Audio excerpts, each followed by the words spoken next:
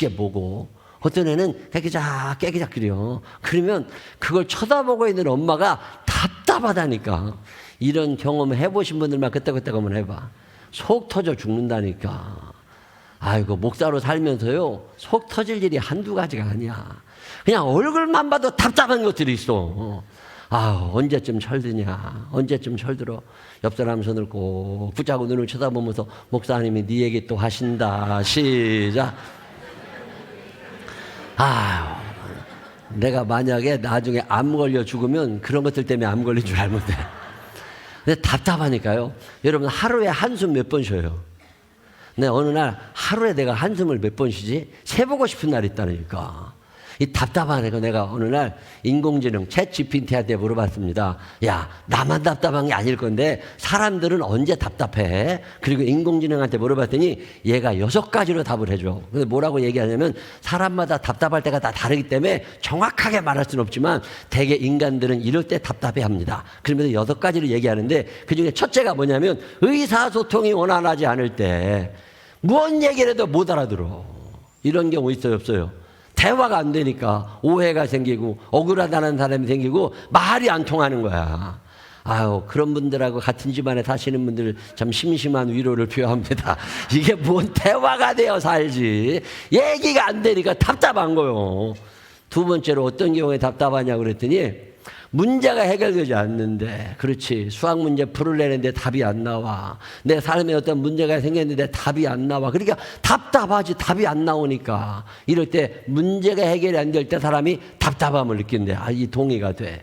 그다음에 세 번째는 뭐냐면 감정이 제대로 전달해야 되는데 이게 말을 못할 때가 얼마나 많아. 야, 화나는 날 있잖아. 이 화나는 감정을 어디다가 막 얘기를 해야 되는데 그걸 누구한테 얘기해. 큰일 날라고. 남편들이요, 화가 나잖아. 화가 나. 집에 이제 들어가려고 그러면 직장에 있었던 스트레스도 있고 여러 가지도 화가 나는데 집에 가서도 화풀이를 할 수 있나. 괜히 엄한 소리 했다가 밥 안 주면 골치 아파져. 그러니까 가만히 참고 사는 거예요. 이게 감정이 제대로 이게 해소가 안 될 때 너무 답답하대. 그럴 수 있을 것 같아요. 또 젊어서 또 사랑하는 사람이 생겼을 때 사랑한다고 말을 하고 이게 잘 지내고 싶은데 거절당할까봐 또 말도 못해. 사랑한단 말 한마디 못하지만 그대를 사랑하오. 이런 노래 알아요? 유심초야. 그 사랑의 노래 중간쯤 보면 중간쯤 뭐라, 사랑이란 얼마나 참아야 하는지, 이런 가사가 나와. 이게요, 사랑이란 얼마나 참아야 되는지. 사랑하니까 말도 못해. 화도 못 내고 뭔 얘기도 못하고 깡, 이게 답답한 거예요. 이런 경험을 해보신 분들만 그때 한번 해봐. 아유, 속 터지는 사람 많아.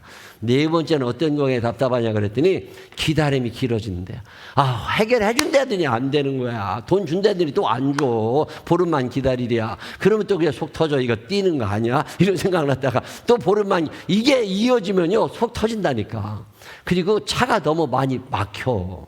그러면 막 답답해요. 만날 시간은 되는데 이게 이번에 눈 어마어마하게 많이 왔잖아요. 117년 만에 어마어마하게 첫눈이 많이 왔다고 그러는데 그날 버스에 탔는데 이게 버스가 가다가 섰어. 이런 분들이 한둘이 아니었다네. 정거장이 저기 있는데 내리지도 못해. 눈은 계속 이게 그 버스 아래에서 1시간, 2시간 이게 환장한다니까. 비행기 타고 앉았다네. 이제 비행기 곧 떠나는 줄 알았대. 곧 출발하겠습니다. 문을 닫고 출발합니다. 근데 눈이 온 거야. 비행기가 안 떠나네. 그 비행기 안에 또 8시간을 갇혀 있었대.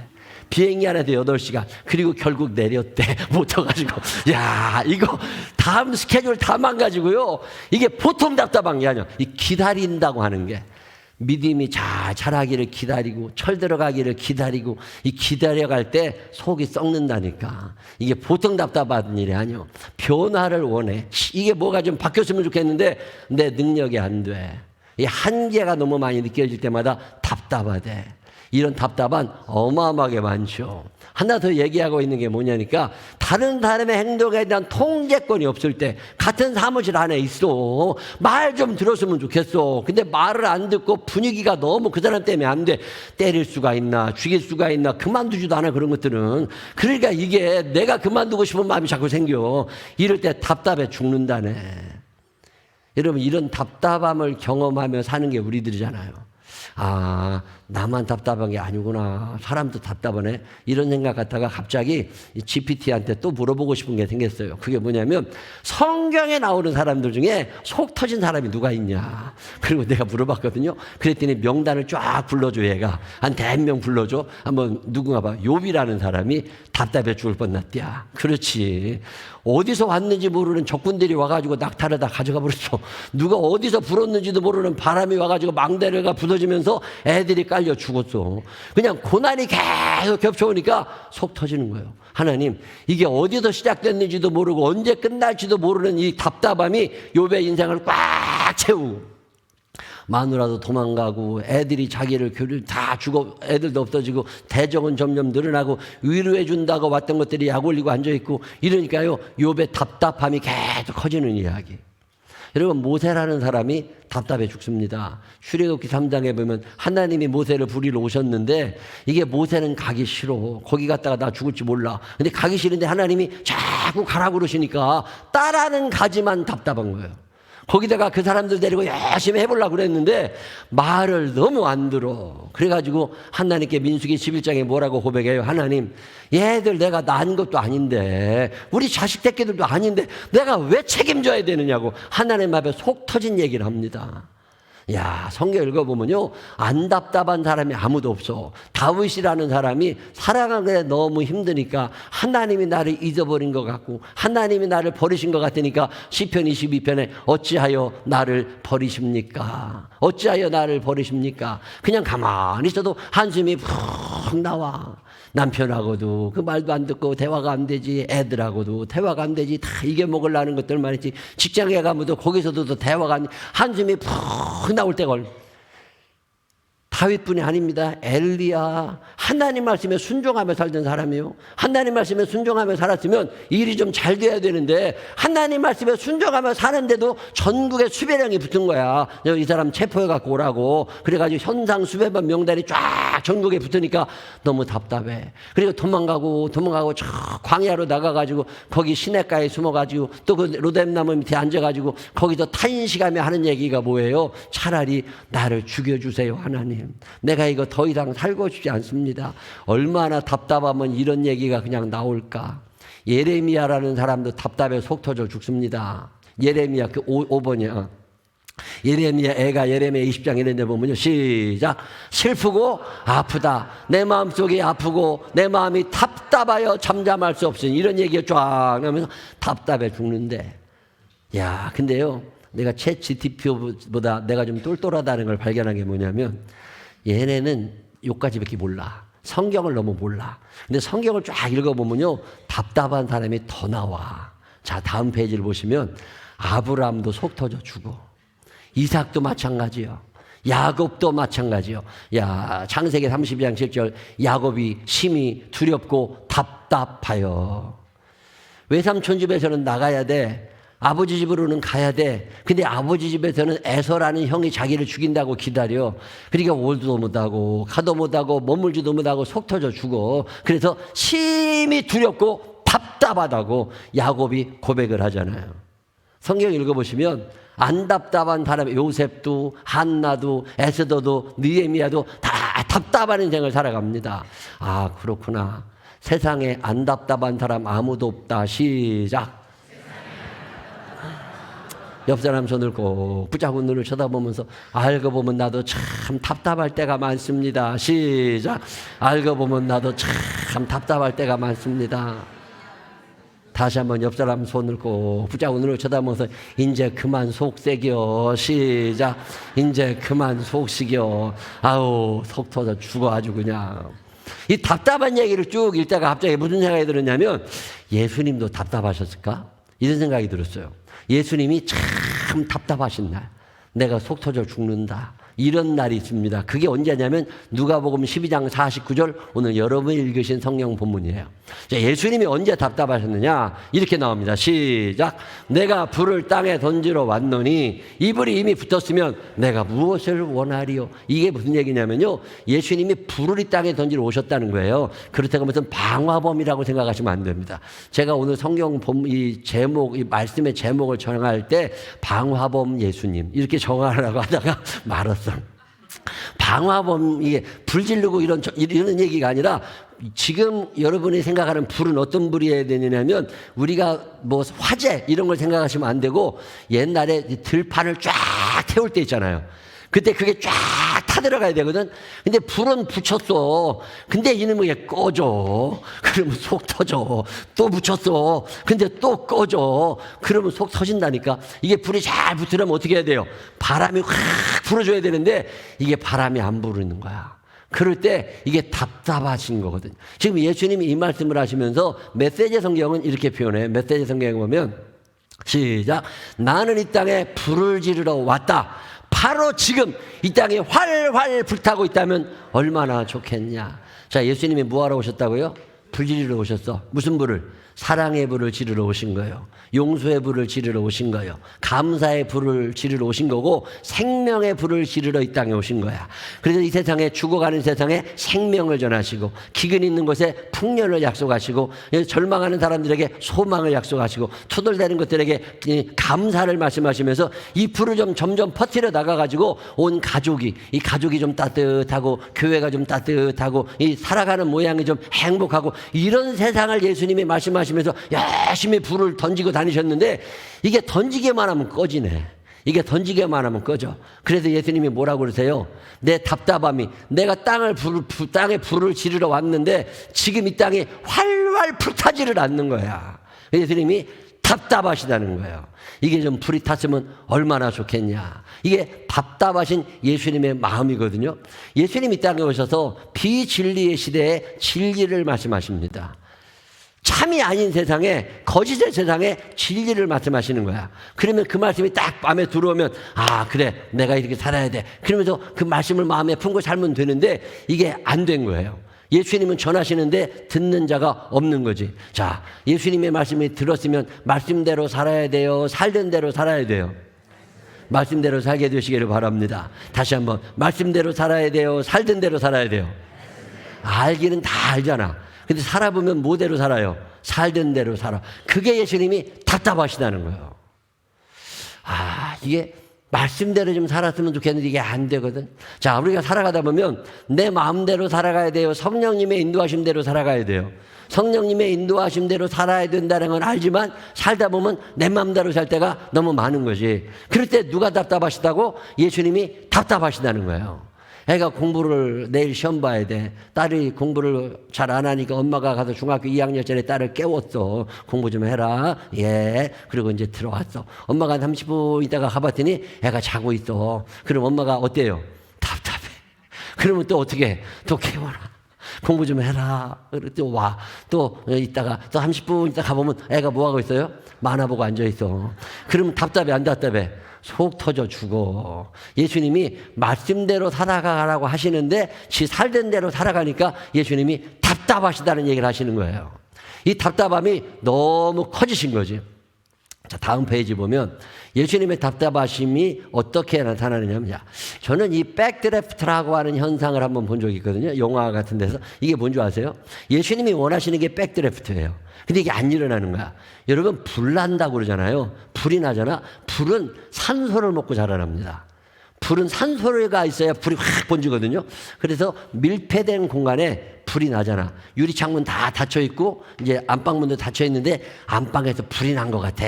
자, 불이 난 것 같아. 그러면은 가만히 있으면 불이 꺼져요. 밀폐된 공간에서는 불이 꺼지게 돼 있어. 왜 그러냐면 산소가 공급되다가 산소가 이제 먼저 타버리니까 더 이상 산소가 없으면 불은 스스로 꺼집니다. 그게 이제 불의 특징이거든요. 근데 불이 이제 나고 있어. 근데 어떤 놈이 그게 뭔지 모르고 문을 확 열었어. 그 순간 어떻게 돼요? 산소가 확 들어가면서 불이 팍 커집니다. 이걸 백드래프트라고 해요. 여러분 소방관들 불 끄는 영화 보면 이 현상이 자주 일어납니다. 불이 켜져 있어. 불이 막 나서 빨간 불이 막 올라와. 그러면 다 밀폐를 시키거나 뭐 이래야 되는데 이제 문을 열어놓잖아. 그러면 그때부터 난리가 나기 시작하는 거예요. 소방관들 불 끌 때 영화를 보시면 방화문이 있어요. 안에 불이 있는 것 같아. 뜨거운 연기가 막 계속 올라와. 그러면 소방관들이 문을 안 엽니다. 그리고 뭐부터 해봐요? 손잡이를 만져봐. 이런 거 보셨어? 정신 차리고 똑바로 보면 다 만져. 이거를 만져. 왜 만져요? 이게 뜨거우면 안에 불꽃이 있는 거야. 문을 열면 돼요? 안 돼요? 열었다가 큰일 나. 문 여는 순간 그걸 백드래프트라고 그래요. 공기가 확 산소가 들어가면서 빵 하고 터집니다. 플래시 오버도 그런 거예요. 플래시 오버는 가스는 산소보다 가벼워서 위로 올라가 있어. 쭉 가스가 새고 있어. 위로 쭉 올라가 있어. 그러면 이제 가스가 새는 게 알게 돼서 그럼 어떻게 해야 돼요? 그 문 열어놓고 환기시키면 가스가 나갑니다. 근데 이게 불꽃이 하나 튀잖아요. 그러면 폭파가 일어납니다. 이런 거. 지금 예수님이 원하시는 게 뭐냐면 예수님이 이런 걸 원하시는 거예요. 예수님이 사랑의 불꽃을 던지셨어. 이 사랑의 불꽃을 받은 내가 이 불꽃을 계속 전하며 살아가는 거. 그래서 온 천지에 사랑이 가득한 거, 온 천지에 감사가 가득한 거, 온 천지에 찬양이 가득한 거. 예수님이 이런 걸 지금 원하시는 거거든요. 근데 이런 현상이 안 일어나니까 계속 불만 던지다가 전염이 되질 않는 거지. 예수님이 답답하시다는 얘기를 오늘 하시는 거예요. 다음 페이지 한번 봐요. 자, 기간이나 오래 있으면 얼마나 좋아. 계속 던지실 수 있는데 예수님께서 뭐라고 그러셨냐면 나는 뭐가 있어요? 받을 세례가 있으니. 이제 세례라는 말은 십자가라는 말을 다르게 표현하신 말이거든요. 세례는 어떤 거냐면 내가 하나님 앞에서 이제 내가 죄를 다 씻겠습니다. 그리고 하나님 내가 그리스도와 연합해서 잘 살겠습니다라고 하는 결단이 세례예요. 십자가는 내가 이제 예수님께서 십자가를 지시면서 우리의 죄를 다 씻어주시는 거고 예수님께서 하나님과 하나가 되어서 우리에게 사랑의 메시지를 전해주시는 거고 이건 예수님의 결단을 통해서 이루어집니다. 그래가지고 씻음, 연합, 결단 이런 의미가 세례에 돼 있고 십자가에도 있어요. 예수님께서 이제 제자들에게 내가 너희들에게 불을 던지고 있는데 너네들이 좀 정신을 안 차리면 안 되는 게 내가 이제 그 십자가를 지고 죽어야 돼. 내가 십자가를 지고 죽을 날이 다가오는데 그러기 전에 너네들이 좀 철이 들어야 되잖아. 이런 얘기를 하셔야 되는데 십자가라는 단어도 이해를 못해 제자들이 수준이 안 되니까. 그래서 예수님이 십자가라는 단어를 뭐로 바꾸시는 거예요? 세례라는 단어로 바꿔 표현하시면서 내가 받을 세례가 있다. 내가 이제 때가 얼마 남지 안 남았어. 야, 제가 옛날에 어떤 병원에 갔는데 그 병원에 내가 직접 아는 분은 아니고 다른 분 통해서 아는 분인데 그분이 나보고 기도를 좀 해달라고 그래서 간 거예요. 그랬더니 그 어머니가 이제 중환자실에서 어머니가 이제 아파. 근데 딸이 이제 있어. 그랬더니 어머니가 그 딸을 보고 막 화가 난 거야. 엄마가 죽어가면서 화가 나가지고 니년 때문에 내가 이렇게 됐디야. 그러면서 그냥 평생 엄마 속삭이고 산 불량 청소는요. 고등학교 애쯤 되는 애를 보고 엄마가 그렇게 속상한 얘기를 하더라고. 이게 답답해서 죽는다니까. 이게 답답해서 죽어. 지금 예수님이 무슨 말씀을 하시냐면 떠날 날은 다가오는데 예수님이 던지신 불꽃은 퍼지지를 않고 사랑의 역사가 일어나지 않고 성령의 열매가 나타나지 않고 믿음의 역사가 일어나지 않으니까 예수님이 답답하신 거예요. 이 답답하신 얘기를 하시는 게 오늘 얘기인데 이러면서 무슨 말씀을 하시느냐면 너네들 이 불 꺼트리지 말아라. 그리고 이 불을 던지다 보면 어떤 일이 일어나느냐? 분쟁이 일어날 수 있다는 거예요. 내가 화평을 전해주러 온 줄 아느냐? 그렇지 않다는 거예요. 우리가 처음에 그리스도 밖에서 화평한 인생을 살아갑니다. 그리스도 밖에서 가족끼리 행복하게 잘 살 수 있어요. 근데 그중에 어떤 사람이 예수를 믿게 된 거죠. 그리고 난 다음에 주일날 교회 가야 되는데 식구들이 놀러 가재. 그러면 분쟁이 생겨. 내가 평화를 주러 화평을 주러 온 줄로 아느냐? 건물 주러 왔다. 그러면서 분쟁을 얘기하시는 거예요. 분쟁을 겁내지 말라는 거예요. 이 분쟁이 일어나야 된다는 거예요. 그래서 이 분쟁이 일어나게 되면 나중에 어떻게 돼요? 처음엔 갈등이 일어나 1년, 2년, 3년, 5년, 어떤 10년, 15년 갈등이 일어나서 어려움을 겪을 수도 있지만 결국에는 처음에 화평은 그리스도 밖에서의 화평이었기 때문에 아무리 행복한 것 같아도 결국 지옥으로 갈 수밖에 없다는 거예요. 그러나 분쟁이 일어나면서 아내와 남편 사이에 때로는 분쟁이 일어나고 부모 자식 사이에 분쟁이 일어나고 형제 사이에 분쟁이 일어난다 할지라도 세월이 지나가면서 사랑의 불꽃이 점점 퍼지기 시작하고 생명의 불꽃이 퍼지기 시작하면 어떤 일이 일어나는 거예요? 그들에게 다시 뭐가 찾아와? 화평이 찾아오는데 이때 찾아오는 화평은 어떤 화평이에요? 그리스도 안에서의 화평이라는 거예요.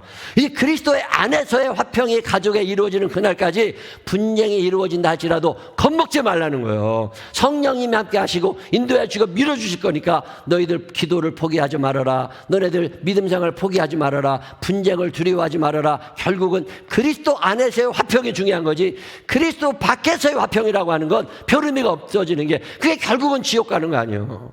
예수님께서 이 땅에 불을 던지러 오시는 이유가 뭐냐? 이 생명의 불이 점점 퍼져나가면서 너희들이 다 구원받기로 한다. 예수님의 말씀이 이런 거잖아요. 근데 우리가 두려운 거야. 혹시나 가족 간에 그런 거 두려워하지 말고. 그래서 오늘 예수님이 하시는 말씀이 며느리와 시어머니 사이에 분쟁이 있다 할지라도, 어머니와 딸 사이에, 아버지와 아들 사이에 분쟁이 있다 할지라도 그런 것 때문에 염려하지 말고 너희 안에 있는 성령의 불을, 내 안에 들어있는 하나님의 말씀을 전하며 살아가라는 거잖아요. 자, 예수님이 말씀하시는 이게 안 지켜지니까 답답한 거예요. 이 성령의 불은요, 번져나가는 특징이 있습니다. 여러분 안에 이 하나님의 말씀이 심겨질 때면 이것을 퍼뜨릴 줄 아는 사람들이 되시기를 바랍니다. 목사의 소원이 이런 거잖아요. 이 불이 좀 퍼졌으면 좋겠어. 이제 말씀을 열심히 전하러 다닙니다. 왜? 내게 주신 하나님의 말씀이 좀 퍼졌으면 좋겠어. 목이 쉬도록 외치고 다녀야 되는 이유가 뭐예요? 이게 좀 퍼졌으면 좋겠어. 그러면 예수님이 시원하실 것 같은 거야. 예수님이 상쾌하실 것 같은 거야. 답답할 때가 얼마나 많아. 근데 예수님도 답답하셔. 뭐 때문에? 내가 가지고 있는 이 불이 번져나가질 않으니까 답답하신 거예요. 왜? 이걸 내가 끌어안고 살거든. 나 혼자만 끌어안고 살아. 여러분, 불 끌어안고 살면요, 화상 입어. 그러니까 이거는 던져내야 되는 거예요. 그럼 내게 주신 은혜를 던져내고 내게 준 사랑을 퍼뜨려야 된다는 거잖아요. 이 말씀을 읽을 때마다 아, 그래, 내가 이거 너무 전하지 않는 거 아니야? 이러면 신앙생활은요, 입으로 하는 게 아니라 삶으로 해야 되잖아. 입으로 하는 게 아니라 삶으로 해야 되니까 아, 하나님, 내가 이제 우리 가정에 이 삶이 실천이 되면서 우리 가정에 평화로운 가정이 다시금 되기를 원합니다. 과거에는 그리스도 밖에서의 평화이었다면 이제는 그리스도 안에서의 평화가 되기를 원하고 우리 식구들 전체가 다 예수 믿고 천국 가는 사람들이 되기를 원합니다. 아, 이게 우리들의 기도고 우리들이 살아가야 될 방향인 거잖아요. 열심히. 예수 그리스도와 함께하는 이 성령의 불의 특징은 번져나가는 거거든요. 이게 옛날에 이제 기도를 잘 못해. 이 기도를 못하면요, 기도 잘하는 방법이 뭐냐면 기도 잘하는 사람 옆에 있으면 괜찮아. 이게 번져나가거든. 근데 옛날에 우리가 어렸을 때는 네가 방언 기도를 하고 싶으면 어떻게 하라고 그래요? 방언하는 사람 옆에서 기도하라고 그런다고. 그러면 이게 번져나가. 우리 교회가 조그만 해가지고서 5명, 6명, 이 학생부들이 5명, 6명밖에 없는데 이 중고등학교 시절에 애들이 은혜를 받았으면 좋겠어. 근데 은혜를 받았으면 좋겠는데 얘네들 5명, 6명 갖고는 은혜가 안 돼. 다 그냥 시원찮은 것들만 있으니까. 그리고 어떻게 한 거예요? 우리가 10년, 20년 그때 뭐 한 거예요? 전국에 있는 중학교, 고등학교 학생부 애들을 우리 교회에 초대한 거잖아. 그래가지고 초대해가지고 10교회, 20개 교회, 한 20개 교회 정도가 모아지면 학생들 한 150명쯤 와요. 100명씩 데리고 오는 사람도 있고 15명 오는 사람도 있고 그러면 그게 한 150명이 이렇게 모여진다고. 그럼 얘네들 2박 3일, 3박 4일 동안 밥 먹여가면서 저녁마다 예배 드리잖아요. 저녁에 예배 드리면 보통 3시간, 4시간씩 예배를 드렸다고. 그리고 예배를 드리다 보면요, 기도하는데 한 1시간씩 기도해야 돼. 찬송도 한 1시간씩 해야 된다니까. 그러다 보면 입 안 벌어진 애들이 입이 벌어져. 그러다가 보면 기도 못하는 애들이 기도를 한다니까. 참 묘한 일은요, 그 시골에서 올라온 애들은 은혜가 있어.